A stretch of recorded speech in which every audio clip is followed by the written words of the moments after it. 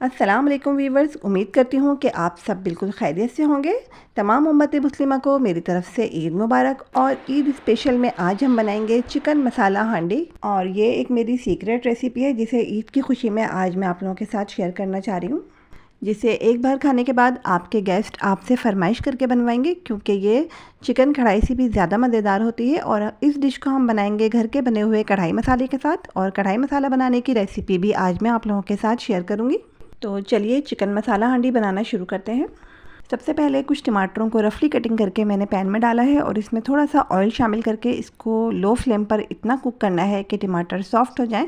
تو ٹماٹر سافٹ ہو گئے ہیں، اور اب اس کو ہم اسپون کی مدد سے ہلکا سا میش کر لیں گے، اور میش کرنے کے بعد ٹماٹر کو چولہے سے اتار کے ابھی ہم سائڈ پہ رکھیں گے۔ اور اب ہمیں پیاز کی کٹنگ کرنی ہے۔ تو پیاز دیکھیے میں نے اس میں کافی زیادہ استعمال کی ہے، کیونکہ پیاز کی وجہ سے ہی چکن مسالہ ہانڈی میں گریوی بنتی ہے، اور گریوی کی وجہ سے ہی یہ ڈش بہت زیادہ پسند کی جاتی ہے۔ تو پیاز کی کٹنگ بھی ہم نے کر لی ہے، اسے بھی ابھی ہم سائڈ پہ رکھیں گے، اور اب ہم کڑھائی مسالہ تیار کریں گے۔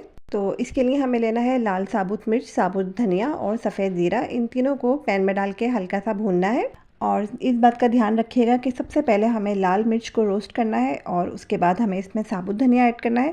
اور جب لال مرچ اور ثابت دھنیا دونوں اچھے سے روسٹ ہو جائیں گے تو پھر اس میں ہمیں سفید زیرہ شامل کر کے اسے بھی روسٹ کرنا ہے۔ اور اب ہم اس میں ہاف ٹی اسپون اجوائن شامل کریں گے، اور اجوائن شامل کرنے کے بعد بھی اس کو ہمیں ہلکا سا بھوننا ہے۔ اور اب ہم اس میں ہاف ٹی اسپون کالی مرچ ایڈ کریں گے، اور ان سب کو اچھا سا مکس کر کے اب ہمیں مسالے کو چولہے سے اتار کے ٹھنڈا کرنا ہے۔ اور جب یہ مسالہ ٹھنڈا ہو جائے گا تو اس کو ہم بلینڈر کے چھوٹے والے جار میں ڈال کے تھوڑا دردرا پیس لیں گے، بہت زیادہ فائن نہیں کرنا ہے۔ اب ہمیں اس میں سفید نمک، کالا نمک اور ہلدی شامل کرنی ہے۔ تو یہ کڑھائی مسالہ بن کے اب بالکل تیار ہے۔ آپ اسے چاہیں تو اپنے پاس کافی ٹائم کے لیے اسٹور کر سکتے ہیں، لیکن اگر آپ اس کو اسٹور کریں تو اس میں ہلدی ایڈ نہیں کیجیے گا۔ اگر یہ تیار مسالہ گھر میں موجود ہوتا ہے تو ہمیں بازار سے چکن کڑھائی مسالے کا پیکٹ نہیں لینا پڑتا، اور جھٹ پٹ فٹافٹ ہم مٹن یا پھر چکن کڑھائی تیار کر سکتے ہیں۔ تو اس کے لیے ہمیں لینا ہے کافی زیادہ آئل، اور جب آئل گرم ہو جائے گا تو ہم اس میں پیاز شامل کریں گے، اور پیاز کو ہمیں ہاف فرائی کرنا ہے۔ یہ جو ڈش آج ہمارے کچن میں بن رہی ہے یہ ایک طرح سے بالکل کڑھائی کی ریسیپی ہے، اور کڑھائی کا ہی اس میں ٹیسٹ آئے گا، لیکن اس میں بہت زیادہ پیاز کا استعمال ہوا ہے، اس لیے ہم نے اسے چکن مسالہ ہانڈی کا نام دیا ہے۔ لیکن میرا یہ کہنا ہے کہ یہ ڈش چکن یا مٹن کڑھائی سے کہیں زیادہ مزیدار ہوتی ہے، اسی لیے مجھے یہ اپنے گھر میں بار بار بنانی پڑتی ہے سب کی فرمائش پر۔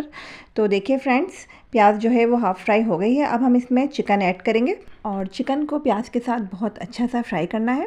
تو فرینڈس، آپ نے دیکھا کہ میں نے پہلے چکن کو فرائی نہیں کیا، بلکہ میں نے پہلے پیاز کو فرائی کیا ہے۔ تو اس کو بنانے کا طریقہ یہی ہے، آپ کو بھی بالکل اسی طرح سے کرنا ہے۔ تو یہ دیکھیے چکن اور پیاز بہت اچھی طرح سے فرائی ہو چکی ہے۔ اب ہم اس میں ادرک لہسن کا پیسٹ شامل کریں گے، اور اگر آپ اس میں ایڈ کرنا چاہیں تو تھوڑا سا گارلک پاؤڈر بھی ایڈ کر دیجیے گا، لیکن یہ آپشنل ہے۔ اگر آپ ڈالنا چاہتے ہیں تو ڈالیں، نہیں ڈالنا چاہتے ہیں تو نہیں ڈالیں۔ ادرک لہسن کا پیسٹ اور گارلک پاؤڈر اب فرائی ہو چکا ہے، اور اس میں سے بہت اچھی سی خوشبو آنے لگی ہے۔ تو اب ہم اس میں ایڈ کریں گے کڑھائی مسالہ جو ابھی ہم نے تیار کیا تھا، اور مسالے کو چکن کے ساتھ بہت اچھا سا بھوننا ہے۔ اور یہاں پر ایک بات میں یہ بتا دوں کہ اس مسالے میں ایک بہت ہی زبردست کوالٹی یہ ہے کہ ہانڈی میں جو ہم نے ثابت پیاز کا استعمال کیا ہے، اس مسالے کی وجہ سے پیاز بالکل گھل جاتی ہے، جس کی وجہ سے گریوی بہت مزیدار لگتی ہے۔ تو دیکھیے مسالے اچھی طرح سے بھن چکے ہیں۔ اب ہم اس میں 2 گلاس پانی شامل کر کے اسے کور کر کے میڈیم ٹو لو فلیم پر اتنا کوک کریں گے کہ چکن اچھی طرح سے گل جائے۔ تو اب چیک کرتے ہیں، چکن بہت اچھی طرح سے گل چکی ہے، لیکن اس میں بھی کافی زیادہ پانی موجود ہے، اور اس پانی کو ہمیں بالکل ڈرائی کرنا ہے۔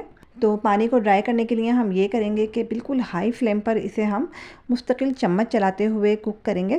تو چمچ چلانے سے یہ ہوگا کہ اس میں جو پیاز ہے وہ اچھی طرح سے بالکل گھل جائے گی، اور جتنا بھی اس کا ایکسٹرا پانی ہے وہ سب ڈرائی ہو جائے گا۔ تو یہ دیکھیے مسالے اور چکن اچھی طرح سے بھن چکے ہیں، اس کا پانی بالکل ڈرائی ہو چکا ہے، آئل اوپر آ گیا ہے۔ اب ہم اس میں ٹماٹر ایڈ کریں گے، جو ٹماٹر ہم نے پہلے سے سافٹ کر کے رکھے تھے۔ ٹماٹر شامل کرنے کے بعد اس کو بہت اچھا سا مکس کرنا ہے، اور ساتھ ہی اس میں فائن چاپ کی ہوئی ادرک اور کچھ کٹی ہوئی ہری مرچیں شامل کرنی ہے۔ اور اب ہم اس میں ایڈ کریں گے 1 ٹیبل اسپون بھر کے کسوری میتھی، اس سے اس میں بہت ہی زبردست خوشبو اور فلیور آتا ہے۔ اور بس ان سب کو بہت اچھے سے مکس کر کے ہم اسے کور کر کے صرف 5 to 7 منٹ کے لیے لو فلیم پر کوک کریں گے۔ اور چکن مسالہ ہانڈی کو بہت اسپیشل بنانے کے لیے ہمیں اس میں تھوڑا سا اسموکی فلیور دینا ہے۔ تو اس کے لیے ایک چھوٹے سائز کے کوئلے کو دھکا کر اسے ہم کور کر کے 5-10 منٹ کے لیے چھوڑ دیں گے۔ چکن مسالہ ہانڈی بن کے اب بالکل تیار ہے۔ اگر آپ نے یہاں تک ویڈیو دیکھی ہے تو ویڈیو کو لائک کرنا اور چینل کو سبسکرائب کرنا بالکل نہیں بھولیے گا۔ اور چکن مسالہ ہانڈی کی میری یہ بہت ہی اسپیشل ریسیپی آپ لوگ عید پہ ضرور ٹرائی کیجیے گا، اور اس کے ساتھ ہی اپنی ہوسٹ امرین ریحان کو دیجیے اجازت۔ نئی ریسیپی کے ساتھ انشاءاللہ آپ لوگوں سے پھر ملاقات ہوگی۔ اللہ حافظ۔